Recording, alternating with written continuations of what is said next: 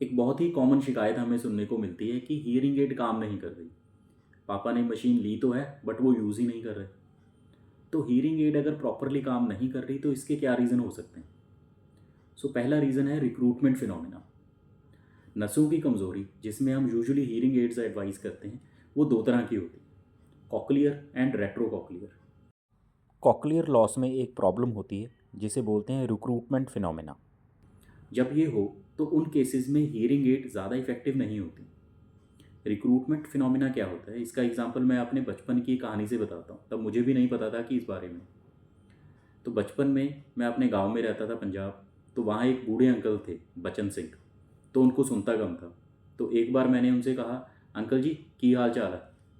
तो उन्होंने बोला की कहना पुत्र, सुनता नहीं। तो मैंने फिर पूछा, अंकल जी की हाल चाल है? तो बोले उच्ची बोल पुत्र। तो फिर मैंने थोड़ा लाउडली पूछा। तो मैं क्या बाबा जी की हाल चाल है?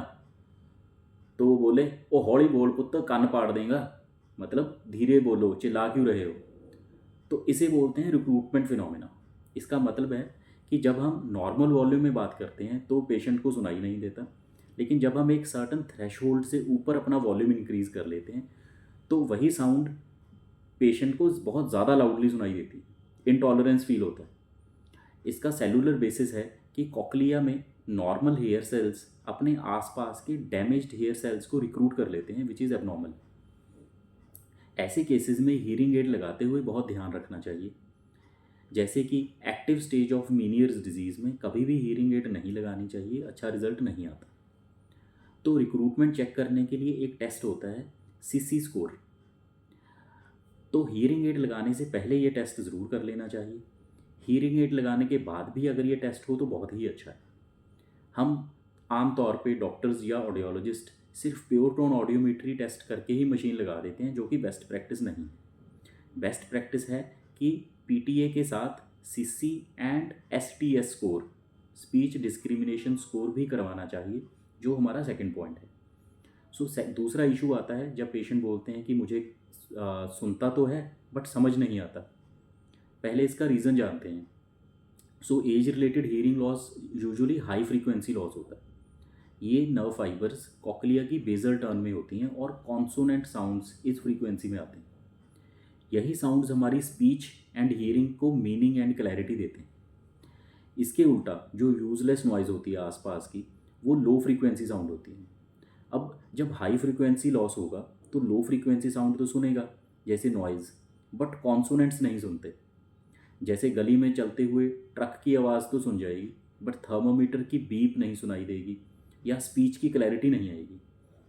अब इसको चेक करने के लिए टेस्ट होता है which is called speech discrimination score, और एसडीएस। तो ये टेस्ट हम बहुत कॉमनली करवाते हैं।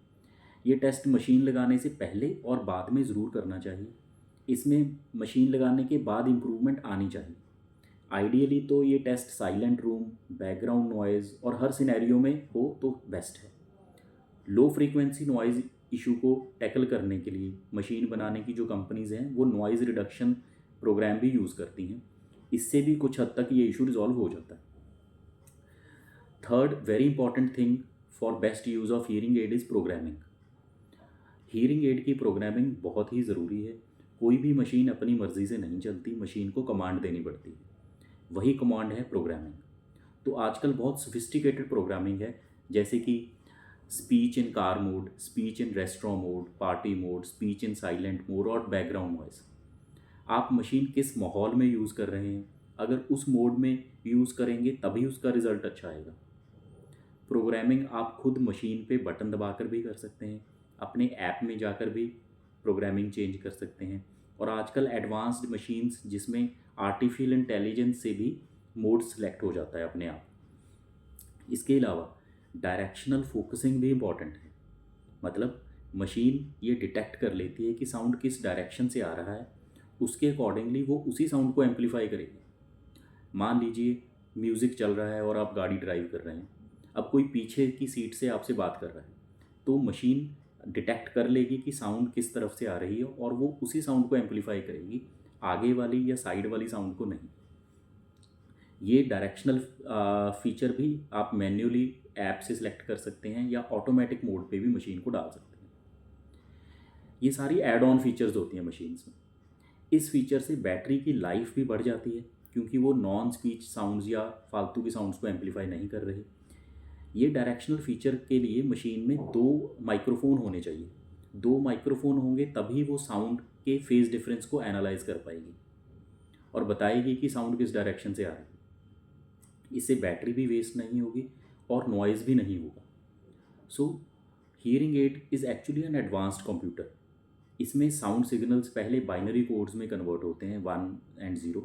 उसके बाद डायरेक्शनल एंड बैकग्राउंड नॉइज़ का इनपुट आता है, फिर प्रोग्रामिंग होती है, फिर साउंड स्पीकर से डिलीवर होता है।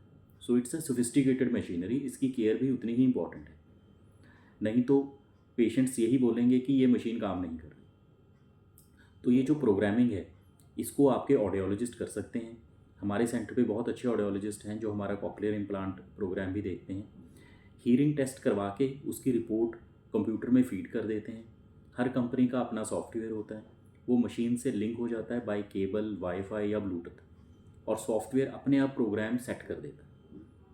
उसके बाद आपको अपने सराउंडिंग्स के अकॉर्डिंगली मोड को सिलेक्ट कर लेना है। आजकल रिमोट प्रोग्रामिंग भी हो जाती है। एक कंपनी है जिसकी मशीन में आर्टिफिशियल इंटेलिजेंस सॉफ्टवेयर है जो अपने आप सारी सेटिंग्स कर देता है। उस मशीन में 7 डिफरेंट मोड्स हैं। वो लेवल 90 कैटेगरी की मशीन है। इसके अलावा लेवल 70, लेवल 50 और इसके नीचे की मशीन्स आती हैं जिसमें ये प्रोग्रामिंग फीचर्स, डायरेक्शनल फीचर्स कम होती जाती हैं। Fourth reason optimum use hearing aid का करने के लिए इज़ ईयर क्लीनिंग। मशीन लगाने से ईयर में वैक्स, ह्यूमिडिटी, स्वेटिंग, पसीना आता रहता है। इससे ईयर ब्लॉकेज और फंगल इन्फेक्शन होने का चांस बढ़ जाता है। कई बार मशीन के होल भी बंद हो जाते हैं वैक्स या पस की वजह से। इसलिए हर 3 से 6 महीने में कान का चेकअप और सफाई करा लेनी चाहिए। मशीन लगाने से इन जनरल इन्फेक्शन के चांसेस बढ़ जाते हैं। Fifth point is regular servicing. Hearing aid की रेगुलर क्लीनिंग एंड सर्विसिंग करानी चाहिए। बिहाइंड द ईयर मशीन को छोड़कर बाकी सभी मशीन्स में रेगुलर फ़िल्टर चेंज कराना पड़ेगा। ये भी ध्यान रखें कि चार्जिंग पॉइंट पे धूल मिट्टी ना जमे और उसे क्लीन रखें। आपके लिए सबसे प्रैक्टिकल रहेगा कि हर 3 से 6 महीने में आप अपने ऑडियोलॉजिस्ट को विज़िट करें। आपके ऑडियोलॉजिस्ट अच्छे होंगे तो इन सब चीज़ों का खुद ही ध्यान रखेंगे।